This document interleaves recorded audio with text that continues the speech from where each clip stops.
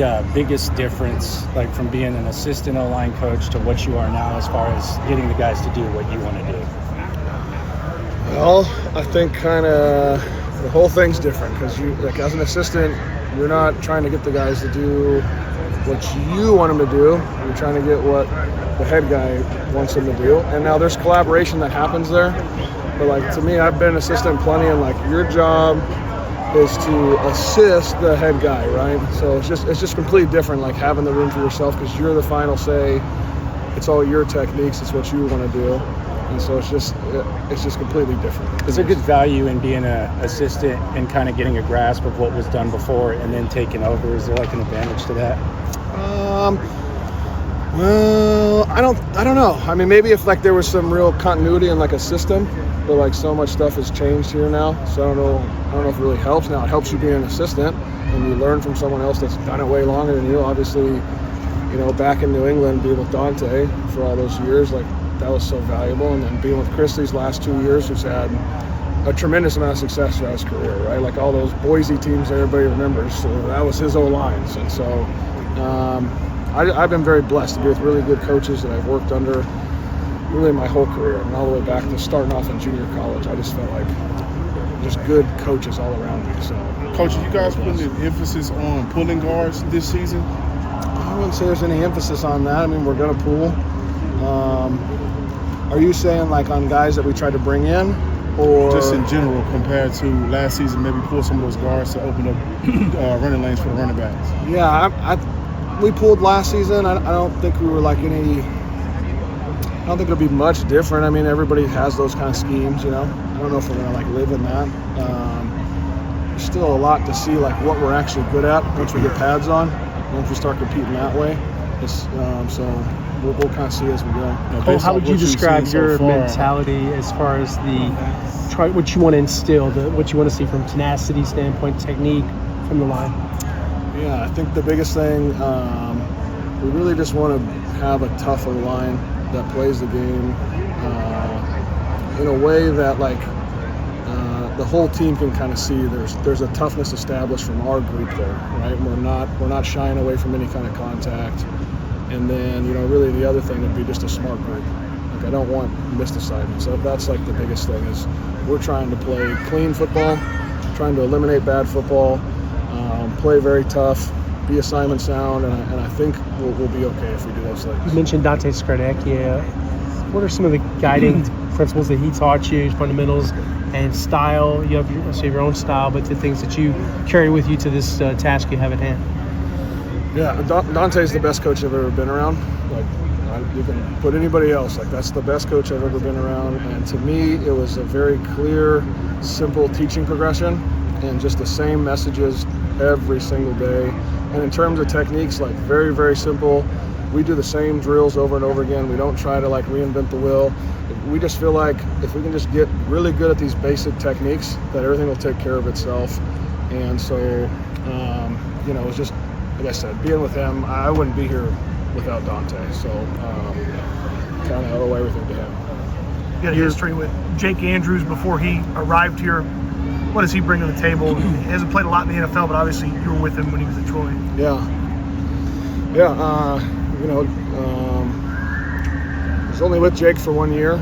So, like, I mean, there's a relationship there, but I've also been, like, here for 2 years with JP and Juice. And I think all those guys have been working really, really hard. I think they're all really intelligent guys, can get us to the right spots.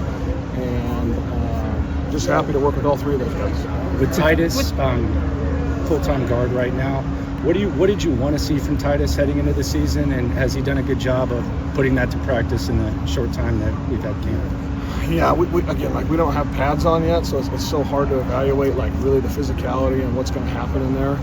But Titus has done a great job in there. He's a very versatile player. You guys all know that. They've moved him all around here. I know he's been more at tackle in the past, so we're working him some more at guard right now. What he allows us to do is get the best five out there. If he happens to be one of the best five, you can kind of put him where you need to. And so right now we're just getting him a lot of guard reps, and he's done a great job, working really hard. When you were scouting Urster, getting the best five out, how important is it though to really identify solid positions for people and to get that some consistency there. Yeah, at some point you're definitely going to have to do that. There's no doubt about that. This early in camp, that's really never been like the mode, because we really just don't know what these guys can do, especially right now. We're in a little bit of a unique situation where there's so many new faces in that room, and so just trying to get everybody reps so they can show what they can do, trying to move some guys around, like who works together well, who communicates together well. I mean, that's all part of it, but you're absolutely right. At some point, like, we will have, like, here's our 5, here's kind of the next guys in the game, and we'll have plenty of time to get that. And then, you know, the season's also, it's a very long season in the NFL, and what usually happens is you don't have those same 5 guys, unfortunately. Like, injuries are part of the game, and so all this goes into that. Like, it's just helpful to get guys working with different people, different sides of the line. You just build some versatility in the whole group. When you were scouting Ursery, you guys were looking at games like the Penn State game against Abdul Carter, what are some things that jumped out, and what is he showing you now that he's on the field with you guys? Yeah, he's a big, strong guy. He's a big, strong tackle that has good power. He can sink and anchor. You know, we really liked a lot of the stuff that he showed, and he played the game, you know, with some toughness. You know, I think that stood out on the tape, and again, really happy to have him here. How important has it been to have a player like Cam Robinson, a vet, seen a lot of football in the room as his room kind of takes a turn to another year, losing out on Landry Locker? Yeah, it's been great to add him. All those guys that we've added, they all bring a lot of value, right? Because we have some young players in that room, and like you just said, we added some vets. We added some young guys also, not just from the draft, but from other teams. So there's a good mixture in there. And those older guys just provide kind of a sounding board for all those younger guys, and can really help people just to say, like, hey, this is how I've kind of done this. Sometimes, you know, we get up there and we're giving a message, and maybe we say it a little sharp, and those guys can pull guys aside and say, like, hey, this is all he's trying to say. So all those guys have been great to have in there, all those veteran guys. We asked you about Dante, but Bill Belichick, how much you have Bill and all that time that you had together, and the time you had with Nick, because you guys got to know each other, worked together before. How much is that benefiting you, and what are some things that you can take away from that time? Yeah, I just think working with Bill, again, being in New England, right? We can talk about Bill, you can talk about Josh, you can talk about Chad O'Shea, Ivan Fears, all these guys that I think for me and Nick were mentors to us. And again, I think if you ask Nick too, he'd probably say I wouldn't be here without all those guys and all those years with them, and just really learning like the right way to do things, and just really developing a work ethic. I feel very blessed to have been part of that organization at that time frame.